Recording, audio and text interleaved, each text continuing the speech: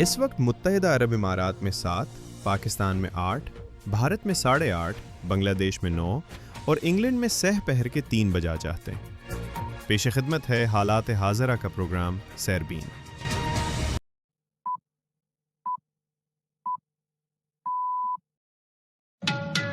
آج جمعرات ہے اور مارچ کی 12 تاریخ۔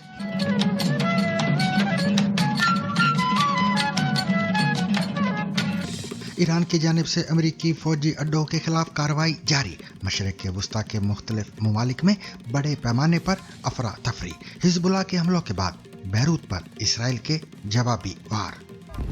خلیجی شہروں اور دارالحکومتوں پر تہران کے میزائل حملوں نے ایئرپورٹس اور مشہور مقامات سے زیادہ جس چیز کو نشانہ بنایا ہے وہ ان ممالک کا سوچ سمجھ کر بنایا ہوا بیانیہ ہے کہ یہ خطے کے تنازعات سے دور پرسکون ممالک ہیں۔ اس سے زیادہ اہم یہ ہے کہ یہ حملے ایران کے پڑوسی ممالک کو مجبور کر رہے ہیں کہ یا تو وہ ایران پر جوابی حملہ کریں اور اسرائیل کا اتحادی بن کر دکھانے کا رسک لیں، یا پھر اپنے شہروں کو جلتے ہوئے خاموشی سے دیکھتے رہیں۔ ہزاروں ایرانیوں نے تہران میں اسرائیلی حملوں سے ہلاک ہونے والے کمانڈرز کا نماز جنازہ ادا کیا۔ ما از هیچ کس نمیترسیم، بمب موشک ما رو بکشید ما زنده تر میشیم، ما وایسادیم تا آخرش، وایسادیم جلوی همتون، وایسادیم خودم، خانواده‌ام، بچه‌هامون۔ سلامتی کونسل میں خلیجی ریاستوں پر ایرانی حملوں کو روکنے کے مطالبے کی قرارداد، 135 ممالک کی حمایت، روس اور چین نے حصہ نہیں لیا۔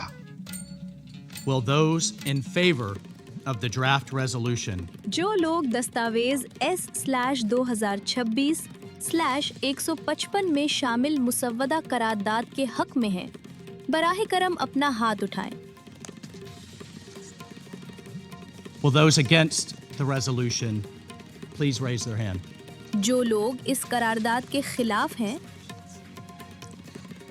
Will those who abstain please raise their hand. اور جو لوگ رائے شماری سے گریز کرتے ہیں، براہ کرم اپنا ہاتھ اٹھائیں۔ ایران میں آپریشن تیل کی قیمتیں کم کر دے گا، امریکی صدر ٹرمپ کا دعویٰ۔ But oil prices are already coming back down, and it's going to come down, but we're not leaving until that job is finished, and it's going to be very fast. جانیے جنوبی ایران میں primary school پر missile حملے کی video اور satellite شواہد کیا بتاتے ہیں۔ اسلحے کے ماہرین نے BBC کو بتایا کہ یہ ایک امریکی ٹوماہاک میزائل تھا۔ ٹوماہاک میزائل ایران اور اسرائیل دونوں کے پاس نہیں ہیں۔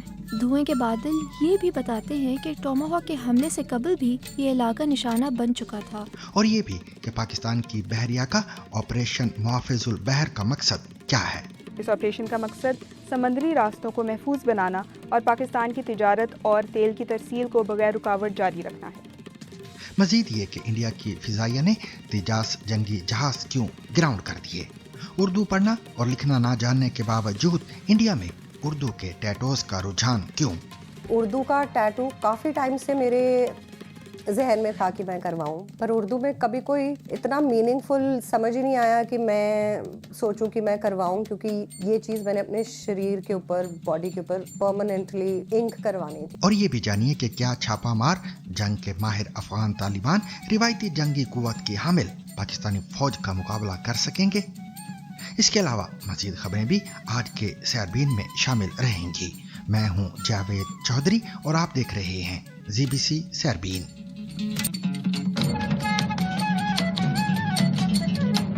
ایران کی جانب سے امریکی فوجی اڈوں کے خلاف کارروائی کے باعث مسلسل حملوں نے مشرق وسطیٰ کے مختلف ممالک میں بڑے پیمانے پر افراتفری مچا دی ہے۔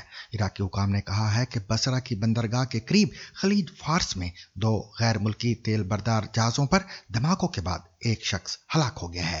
عراقی جنرل کمپنی برائے بندرگاہ کے سربراہ کی جانب سے جاری بیانات میں کہا گیا ہے کہ عراقی ایندھن لے جانے والے 2 غیر ملکی ٹینکروں پر نامعلوم حملہ آوروں کی جانب سے نشانہ بنایا گیا ہے۔ حکام کے مطابق عملے کے 38 ارکان کو بچا لیا گیا ہے، جبکہ ایک شخص ہلاک ہو گیا ہے۔ بحرین میں ایران کے حملے کے بعد بین الاقوامی ہوائی اڈے کے قریب تیل اور ایندھن کے ٹینکوں میں آگ لگ گئی ہے۔ دھواں اتنا شدید ہے کہ حکام نے شہریوں کو کھڑکیاں بند رکھنے کی ہدایت دی ہے۔ عمان کے شہر سلالہ کی بندرگاہ پر ایندھن کے ذخائر پر کل کے حملے کے بعد آگ بجھانے کی کوششیں جاری ہیں۔ حکام نے احتیاطاً آئل ایکسپورٹ ٹرمینل پر موجود جہازوں کو خالی کرنے کا حکم دیا ہے۔ सऊदी वजारत दिफा ने अपने बयान में मुल्क के मशरकी इलाके में 18 ड्रोन्स को रोकने और तबाह करने का ऐलान किया है। सऊदी प्रेस एजेंसी के मुताबिक हालिया दिनों में इनमें से मुतअद्दिद ड्रोन्स को तबाह किया गया, ताहम इस बयान में ये वाज़ेह नहीं कि ड्रोन्स किसकी जानिब से दागे गए।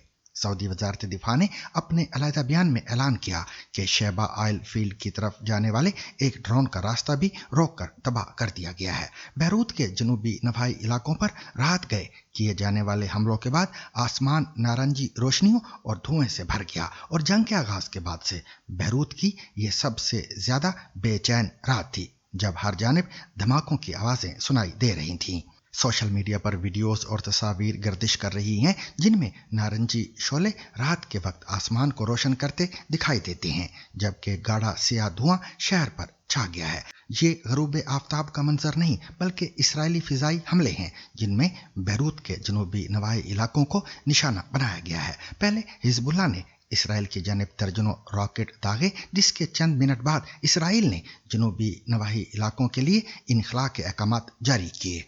इसराइली फौज का कहना है कि उसने ईरान के खिलाफ वसी पैमाने पर हमलों की लहर का आगाज कर दिया है। टेलीग्राम पोस्ट में इसराइली डिफेंस फोर्सेस यानी IDF का कहना है कि हमलों में ईरानी हुकूमत के इंफ्रास्ट्रक्चर को निशाना बनाया जा रहा है।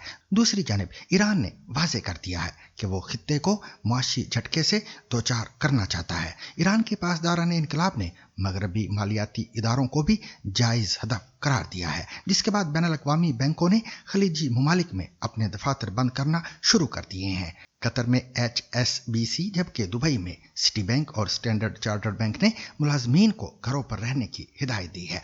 अक़वाम मुत्तहिदा के बच्चों के फंड के इदारे यूनिसेफ ने कहा है कि मशरिक़ वस्ता में तनाज़ा खित्ते के लाखों बच्चों के लिए तबाहकुन बन चुका है। यूनिसेफ ने एक प्रेस रिलीज में कहा है कि 28 फरवरी को ईरान पर अमेरिका और इसराइल के पहले हमले के आगाज के बाद से अब तक 1100 से ज्यादा बच्चे हलाक या जख्मी हो चुके हैं। बयान में मजीद कहा गया है कि इनमें 200 बच्चे ईरान में, 91 बच्चे लेबनान में, 4 बच्चे इसराइल में और 1 बच्चा कुवैत में मारा गया है। बयान में जोर दिया गया कि बच्चों को मारने और माजूर करने या उनके लिए जरूरी खिदमात को तबाह और उनमें खलल डालने का कोई भी जवाब नहीं बनता। सफरो सेहत के शोबे को भी रोजाना $600 मिलियन का नुकसान हो रहा है, जबकि आलमी मंडी में खाम तेल की कीमत $100 फी बैरल से तजावुज कर गई है।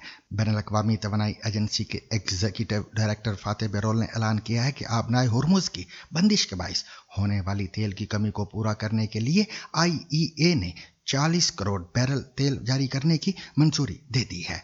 बरतानवी मैरीटाइम ट्रेड ऑपरेशंस UKTMO के मुताबिक 28 फरवरी को जंग शुरू होने के बाद से खलीज आबनाए हुर्मुज और खलीज ओमान में अब तक 16 बहरी जहाज़ों पर हमलों की इतलात मौसूल हुई हैं।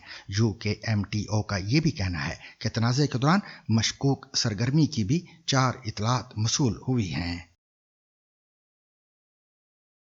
ईरान और अमेरिका इसराइल के दरमियान जारी जंग के दौरान हलाक होने वाले मुतअद्दिद आला फौजी कमांडरों, सिक्योरिटी एहलकारों और शहरियों के लिए बुध को तेहरान के इनकलाब स्क्वायर में एक बड़ा जनाजा मुनक्कद हुआ, जिसमें हजारों लोग शरीक हुए। सिपाही पासदारान इनकलाब, फौज और दीगर सिक्योरिटी फोर्सेज के सीनियर अफसरान, जिनमें मुसल्लह अफवाज के चीफ ऑफ स्टाफ, गार्ड्स के सीनियर कमांडर और दिफाई हुकाम शामिल थे, गुज़िश्ता अमरीकी और इसराइली फिजाई हमलों में हलाक किए गए थे। शुरका ने सियाह झंडे उठा रखे थे, परचम लहराते हुए शोधा को खराज अकीदत पेश कर रहे थे और बाज ने जंग के खिलाफ नारे भी लगाए। ये जनाजा उस तनाज़े के बीच एक अहम और जज्बाती लम्हा था, जिसमें अवामी और सरकारी रद्द-ए-अमल दोनों के आसार देखे गए। این مردم از هیچ گونه تهدیدی، هیچ تراسی و هیچ ترسی ندارن. ما از هیچ کس نمیترسیم. بمب، موشک ما رو بکشید ما زنده تر میشیم. ما وایسادیم تا آخرش وایسادیم. جلوی همتون وایسادیم. خودم، خانواده‌ام، بچه‌هامون و همه وایسادیم تا ببینیم که چه بلایی سرت میاریم. अक़वाम मुत्तहिदा की सलामती कौंसिल के इजलास में खलीजी ममालिक के उस मसवदे को करारदाद के लिए तारीख में सबसे ज़्यादा हिमायत मिली है, जिसमें उन्होंने ईरानी हमलों को रोकने का मुतालबा किया है। इस करारदाद की 135 ममालिक ने तायद की, ताहम रूस और चीन ने इसमें हिस्सा नहीं लिया। Will those in favor of the draft resolution जो लोग दस्तावेज S/2026 155 में शामिल मुसव्वदा करारदाद के हक में हैं, बराह करम अपना हाथ उठाएं।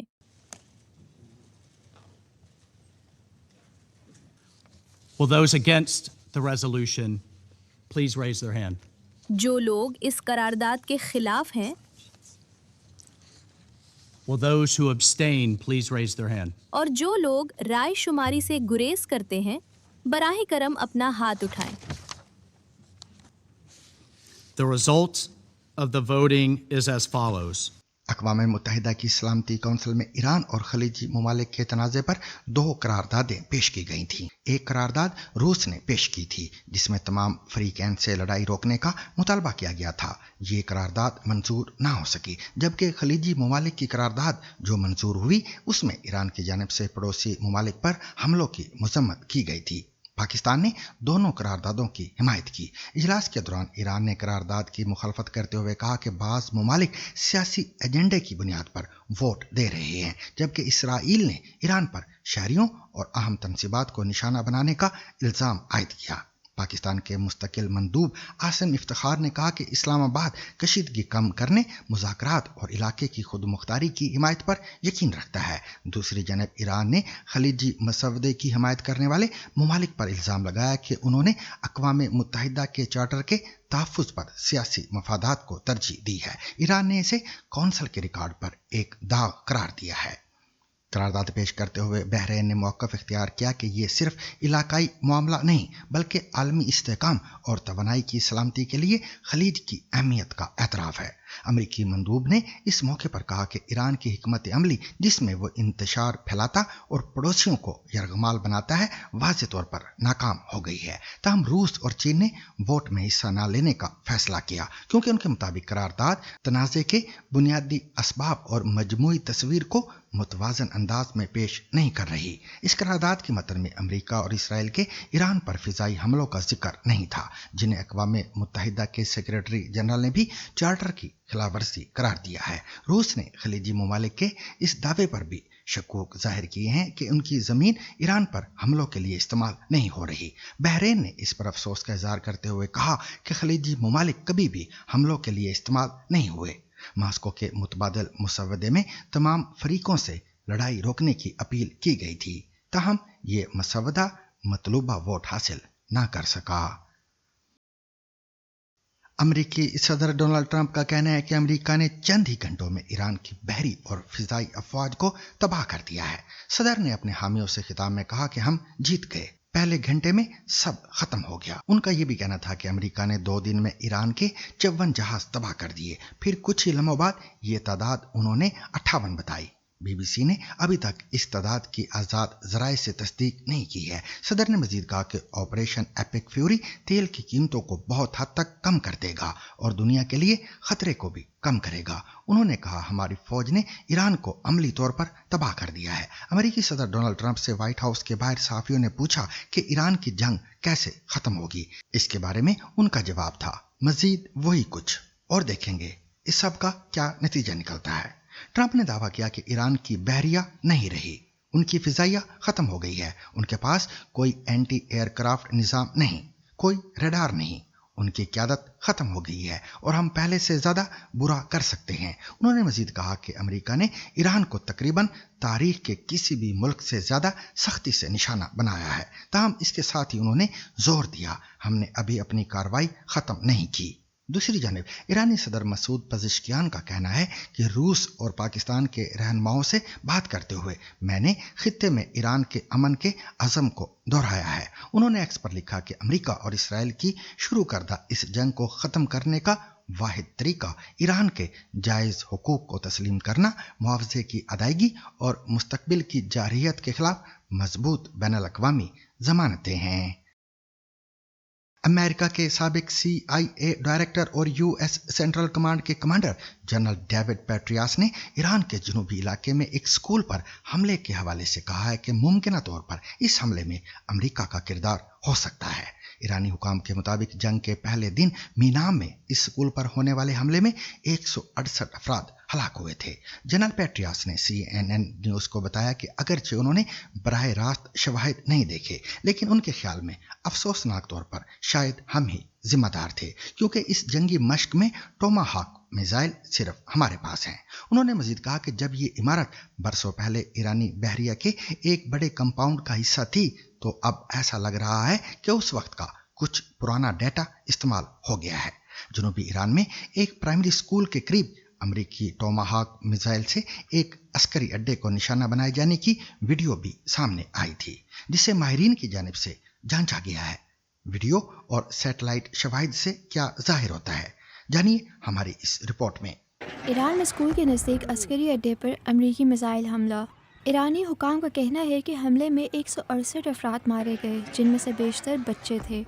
फुटेज में एक मिसाइल को ईरानी पासदारान इनकलाब के अड्डे को निशाना बनाते देखा जा सकता है। ये अड्डा स्कूल के साथ वाक़ था। असलहे के माहिरीन ने BBC को बताया कि ये एक अमेरिकी टोमाहॉक मिसाइल था।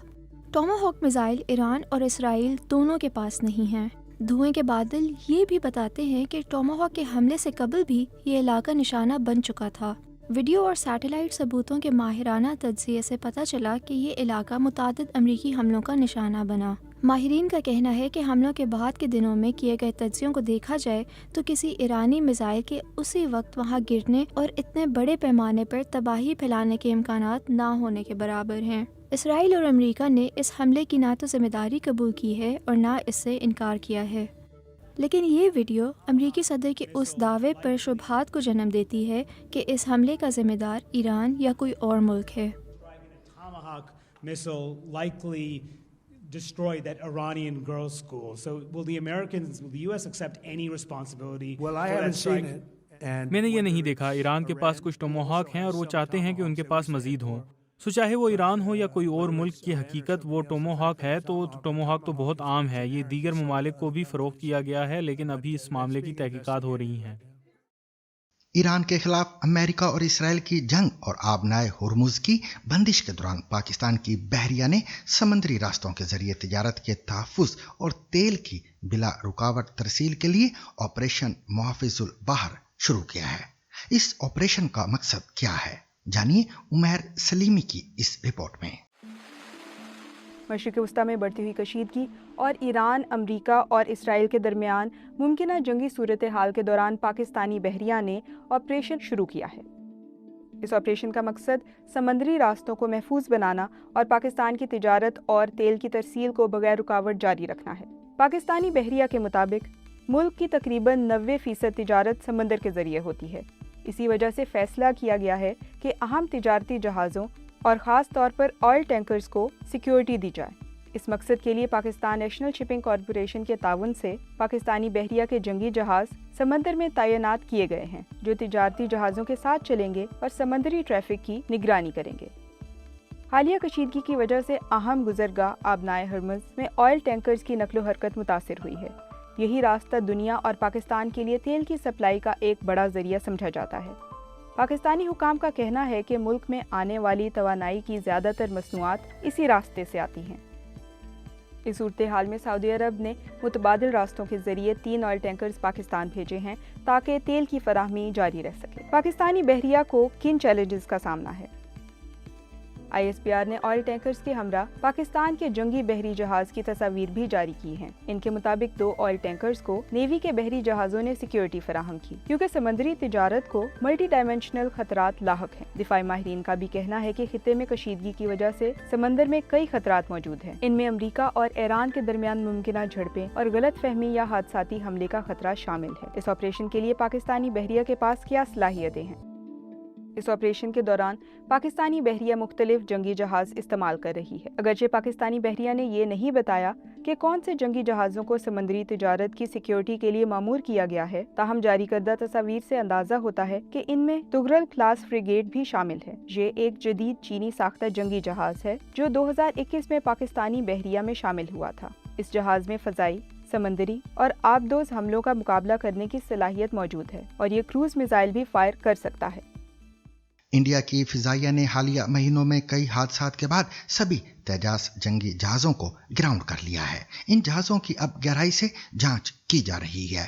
फिजाइया में पहले से ही जंगी जहाज़ों की शदीद कमी है। तेजास के ग्राउंड किए जाने से फिजाइया की दुश्वारियां और भी बढ़ गई हैं। मज़ीद तफसील दिल्ली से शकील अख्तर से। गुज़िश्ता महीने 7 फरवरी को इंडिया के एक मगरबी फिजाई अड्डे पर एक तेजस MK1 जंगी जहाज रनवे पर हादसे का शिकार हो गया। जहाज का पायलट एजेक्ट करके बच गया, लेकिन जहाज इस लायक नहीं बचा कि वो दोबारा इस्तेमाल हो सके। इस जहाज को बनाने वाली Indian company Hindustan aeronautics limited ने इसे ग्राउंड पर एक छोटा टेक्निकल मामला बताया, लेकिन इस हादसे के बाद इंडियन फिजाइया ने खामोशी से 30 तेजस जहाज़ों की फ्लीट को परवाज करने से रोक दिया है। अब इन जहाज़ों की बारीकी से तकनीकी जांच चल रही है। इससे पहले गुज़िश्ता नवंबर में दुबई के एयर शो के दौरान एक तेजस फाइटर फ़िज़ाई मुज़ाहरे के दौरान क्रैश हो गया था। इसमें पायलट की भी जान चली गई थी। तेजस जंगी जहाज एक ऐसा फाइटर जेट है जिसे इंडिया ने तैयार किया है। इसके कई एडवांस वेरिएंट मुस्तकबिल के लिए तैयारी के मुख्तलिफ मरहलों में हैं। इसे बनाने का काम 1981 में शुरू किया गया था और पहली टेस्ट फ्लाइट 2001 में की गई थी। तमाम तजर्बों से गुजरने के बाद इसे 2015-16 में फिजाइया में बादाब्ता तौर पर शामिल किया गया। अगरचे इसे एक इंडियन जहाज कहा जाता है, लेकिन इंडिया का दफाई तहकीक का इदारा DRDO और हिंदुस्तान एरोनॉटिक्स लिमिटेड HAL इसका इंजन नहीं बना सके। इसमें अमेरिकी कंपनियों के इंजन लगे हुए हैं।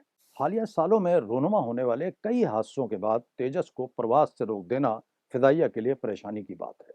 दफाई तजियाकार राहुल बेदी का कहना है कि जब कोई सीरियस प्रॉब्लम होता है तभी किसी जहाज की पूरी फ्लीट को ग्राउंडेड किया जाता है। फिजाइया के लिए पहले 87 तेजस का ऑर्डर किया गया था। इसके बाद 190 तेजस के कई वेरिएंट आने वाले थे।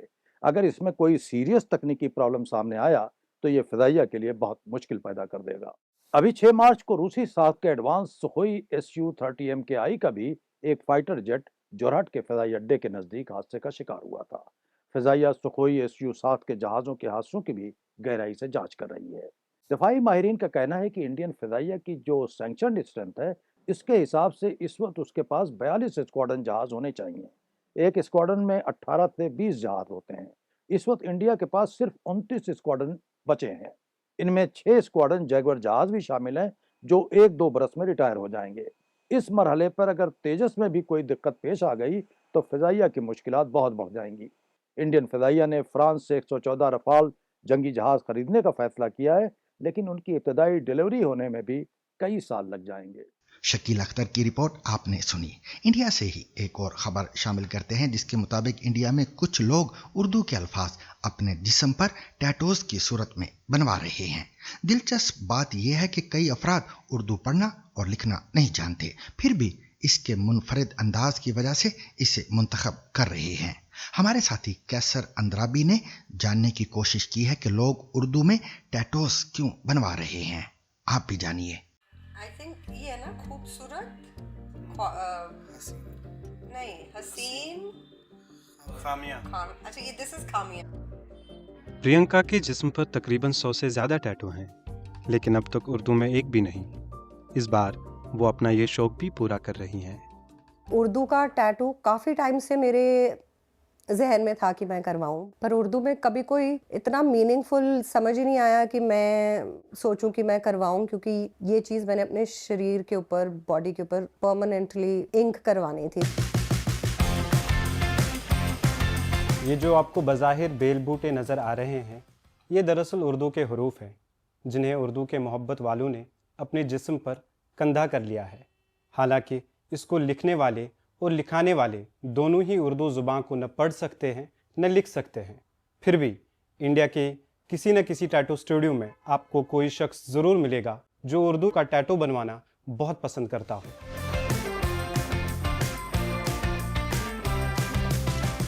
सब लोग उर्दू बहुत पसंद करते हैं क्योंकि वो देखने में इतनी सुंदर लैंग्वेज है ना, उसकी जो फ्लो है, उसके जो स्ट्रोक्स हैं, बेसिकली वो इतने सुंदर हैं देखने में, बंदे को ना भी पता हो ना कि उसका मतलब क्या है, वो तब भी उसको इतना सुंदर लगता है वो। तो ऐसे भी बंदे हमारे पास सच में आए हैं जिनको उसका मतलब नहीं पता, पर उनको वही करवाना है। उर्दू वर्ड जो है काफी डीप हो जाते हैं, पोइटिक हो जाते हैं, जैसे सब्र, शुक्र, तवक्कुल, ऐसे वर्ड जो कराते हैं। एक पार्ट, एक कैटेगरी है, दूसरी कैटेगरी आए थे जिनके रूट्स वाला पार्ट है। इस साल मेरे दादाजी he is turning 100 and obviously उन्होंने उर्दू पढ़ी है and he is very fluent. Language से थोड़ा सा लगाव उनकी वजह से है, so it is like dedicated to him this tattoo. कुछ लोग उर्दू में टैटू इसलिए भी बनवाते हैं क्योंकि ज़्यादातर लोग इस ज़ुबान को पढ़ नहीं सकते, जैसे कई नौजवान अपने बॉयफ्रेंड और गर्लफ्रेंड के नाम लिखवाते हैं। मोस्टली नेम ही करवाते हैं। अब नेम इस करके करवाते हैं क्योंकि कईयों को उर्दू पढ़नी नहीं आती, तो वो हिडन टैटू में कंसीडर हो जाता है। किसी को भी ये झूठ बोल देते हैं कि हाँ जी ये चीज़ है इसका मीनिंग। प्रियंका ने हसीन खामियों का टैटू तो बनवाया, लेकिन इन्हें खुद ये याद नहीं रहता कि इन्होंने लिखवाया क्या था। नहीं, हसीन खामियां। अच्छा, ये दिस इज खामियां। अब आप इस लफ्ज़ को, हसीन खामियों को, कितनी बार पहले खुद से दोहराएंगे ताकि आपको फटक से याद रहे जो भी? नहीं, अब तो याद है, अब आई रिमेम्बर इट। अब आई नो कि ब्यूटिफुली फ्लॉड, ब्यूटिफुली इज हसीन एंड फ्लॉड इज खामियां। By far I think I relate इस टैटू से the most than anything else I have on my body. सिर्फ इंटरनेट पर इन्हिसार की वजह से कभी कभी गलती भी हो जाती है। सब्र ज़बर में बदल जाता है और लब लाभ में। इन्होंने बोल के लब आज़ाद है तेरे ये लिखवाना चाहा है, लेकिन इसमें बोल और आज़ाद दुरुस्त है, बाकी सब गलत है।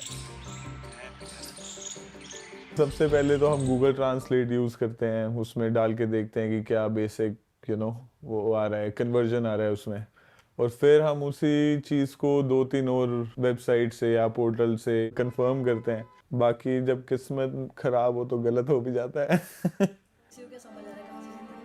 एक वक्त था जब उर्दू को किसी मजहब से मंसूब नहीं किया जाता था, लेकिन अब हालात कुछ बदल चुके हैं। उर्दू में टैटू बनवाने वाले लोगों को कभी कभार तनकीद का सामना भी करना पड़ता है। बट मुझे ऐसा लगता है टैटू बनवाना आपकी अपनी पर्सनल चॉइस है। पहली बार मैं जब गया तो मुझे घर जाके पता चला मुसलमान हो, टैटू बनाना तो हराम है। खास करके उर्दू में तुमने बनवा लिया है। खुद को डिफेंड करने की कोशिश नहीं की, मुझे अच्छा लगा, मैंने बनवा लिया। लोगों ने बोला कि मतलब ये उर्दू वर्ड क्यों हिंदी में लिखो, मतलब कुछ हिंदी वर्ड लिखवाते। पहले भी question I know how to handle them. India में आहिस्ता आहिस्ता उर्दू ज़बान का इस्तेमाल कम हो रहा है। लोग उर्दू के अल्फाज फिल्मी गानों में भी सुनते हैं और अपनी बोलचाल में इस्तेमाल भी करते हैं, लेकिन अक्सर ये नहीं जानते कि ये उर्दू के अल्फाज हैं। शायद यही फ़िलहाल उर्दू का सबसे बड़ा अलमिया है। आप सुन रहे थे भारत से कैसर अंद्राबी की रिपोर्ट। सामीन, फरवरी 2026 में एक मर्तबा फिर पाकिस्तानी और अफगान तालिबान सिक्योरिटी फोर्सेस ने एक दूसरे को भारी नुकसान पहुंचाने के दावे किए हैं। क्या छापामार जंग के माहिर अफगान तालिबान रिवायती जंगी कुव्वत की हामिल पाकिस्तानी फौज का मुकाबला कर सकेंगे? ये है आज ZBC रीड्स का मौजू, जिसे तहरीर किया है मुनिज़ा अनवार ने, जबकि पेश कर रहे हैं उमर आफरीदी। पहले चंद हक़ाइक़ का जिक्र। साल 2026 की आलमी जंगी सलाहियत की दर्जाबंदी यानी ग्लोबल फायर पावर रैंकिंग में अमेरिका पहले, पाकिस्तान 14वें और अफ़गानिस्तान 121वें दर्जे पर है। इसके बावजूद दुनिया की ताकतवर तरीन अमरीकी फ़ौज और ताकतवर फ़ौजी इत्तेहाद नेटो के मुकाबले में अफ़गान तालिबान जंगजुओं की छापामार यानी गुरीला जंगी सलाहियत का मुज़ाहरा दुनिया देख चुकी है। 20 वर्षों पर मुहित इस जंग का अंजाम भी आलमी तारीख का हिस्सा बन चुका है। मगर क्या तालिबान जंगजुओं में एक रिवायती फ़ौज बनने और रिवायती जंग लड़ने की सलाहियत है?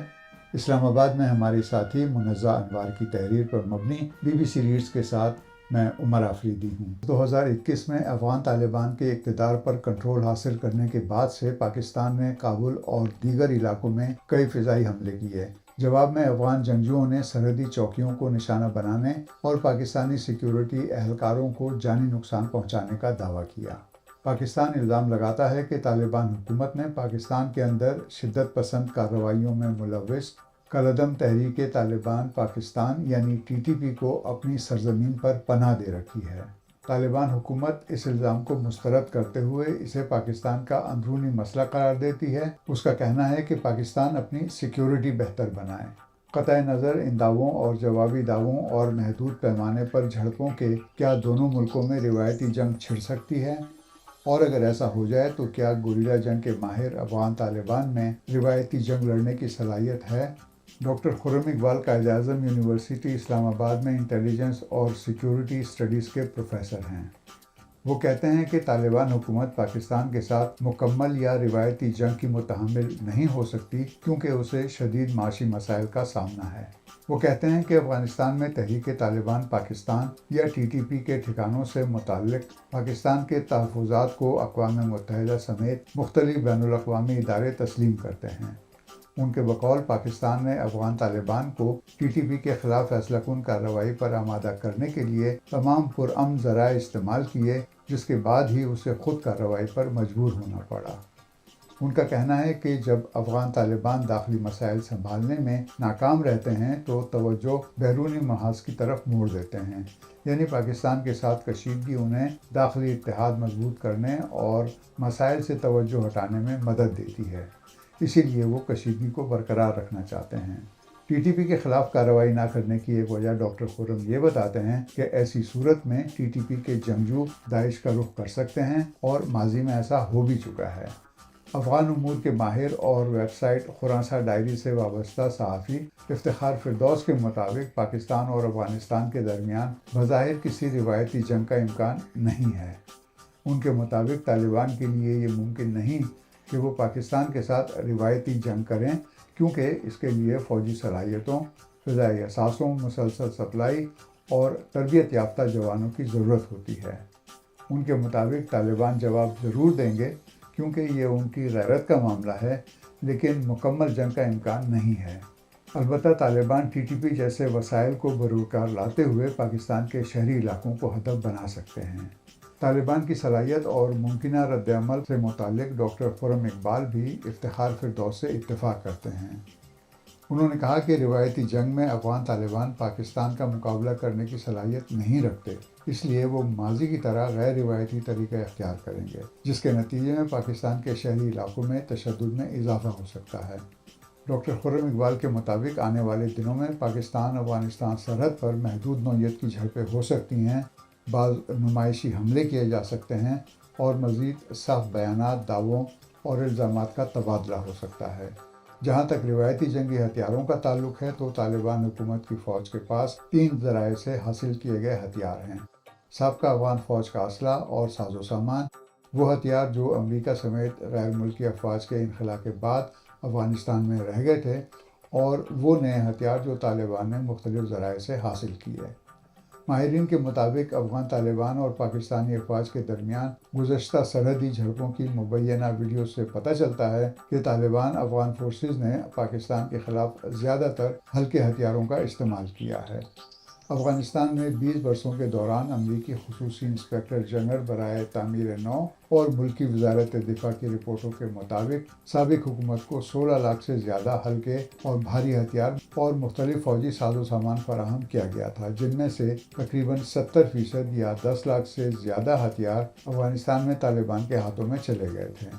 اس وقت طالبان حکومت کی فوج کے پاس کلاشنکوفیں، American M16، M4، M29 light machine گنیں، پیکا M2 اور M240 جیسی ہیوی مشین گنیں، گرینیڈ لانچرز، RPG-7 اور 84 جیسے راکٹ لانچر اور اینٹی ٹینک میزائل شامل ہیں۔ امریکی محکمہ دفاع یا پینٹاگون کی جانب سے افغانستان میں انخلا کے بعد جاری ہونے والی رپورٹس کے مطابق بھاری بختر بند گاڑیاں، طیارے اور دیگر بھاری فوجی ساز و سامان جو امریکہ نے سابق افغان حکومت کی فوج کو فراہم کیا تھا، وہ بھی طالبان کے قبضے میں چلا گیا تھا۔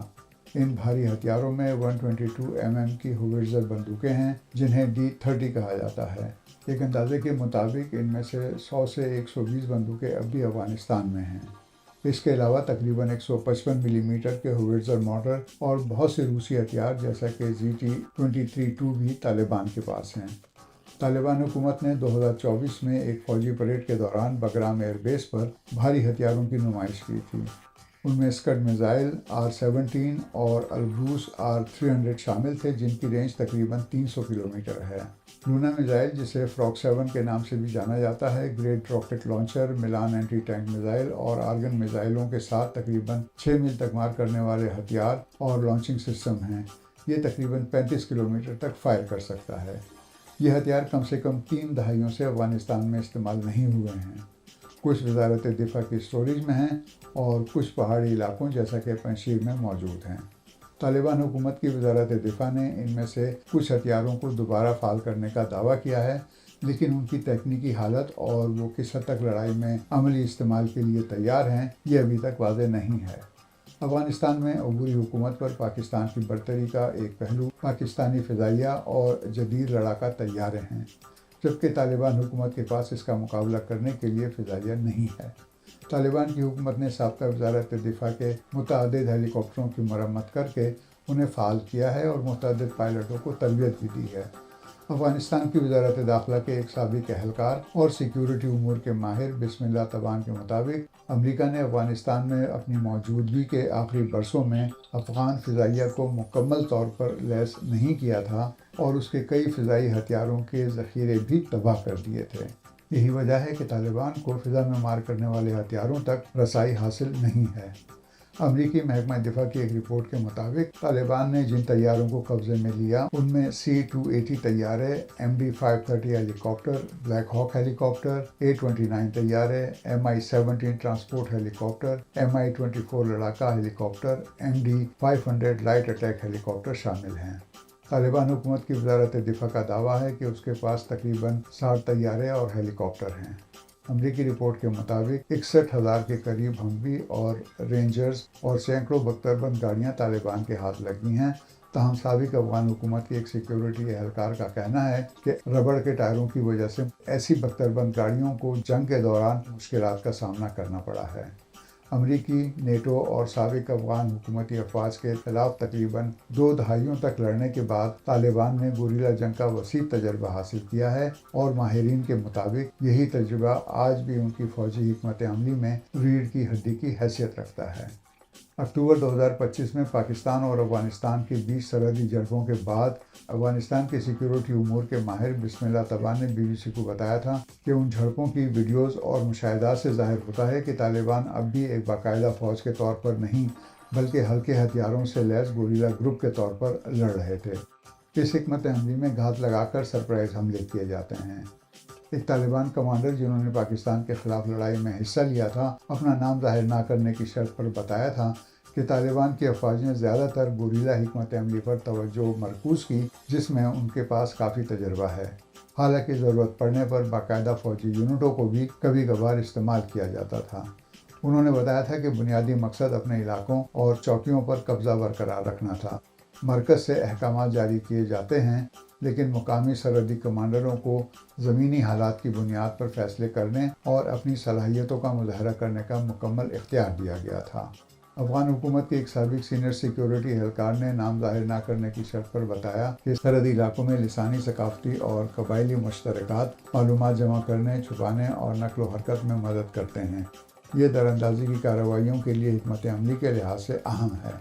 انہوں نے کہا کہ یہ سوشل کور طالبان کی آپریشنل صلاحیتوں کو بڑھاتا ہے۔ طالبان افواج وسیع پیمانے پر ہتھیاروں کے استعمال کے لیے مشہور ہیں، جیسا کہ سڑک کے کنارے نصب بم، جسے پیلا بیرل بھی کہا جاتا ہے۔ یہ بم بنانے اور استعمال کرنے میں اتنے سستے ہیں کہ عسکریت پسند انہیں کم سے کم وسائل کے ساتھ اپنے گھروں میں بھی تیار کر سکتے ہیں۔ یہ دشمن کی افواج اور رسد کی لائنوں کو بھاری نقصان پہنچا سکتے ہیں۔ اس طرح کے دھماکہ خیز مواد کے استعمال کی مثالیں سپن بلدک چمن کے علاقے میں بھی دیکھی گئی ہیں۔ اس حوالے سے سیکیورٹی امور کے ماہر عامر رانا نے BBC کو بتایا تھا کہ طالبان ابھی تک گوریلا گروپ کو معیاری فوج میں تبدیل نہیں کر سکے ہیں، اس لیے وہ آج بھی پرانے گوریلا حربے استعمال کرتے ہیں۔ ان کا کہنا تھا کہ پاکستان کے پاس ایک معیاری فوج ہے جو انڈیا جیسی بڑی طاقت سے لڑنے کے لیے تیار کی گئی ہے۔ اور سامعین، BBC ریڈز کے ساتھ ہی آج کا سیربین بھی اپنے اختتام کو پہنچا۔ مجھے اور میری پوری ٹیم کو کل تک کے لیے اجازت دیجیے، لیکن اجازت لینے سے پہلے اب تک کی خاص خبریں۔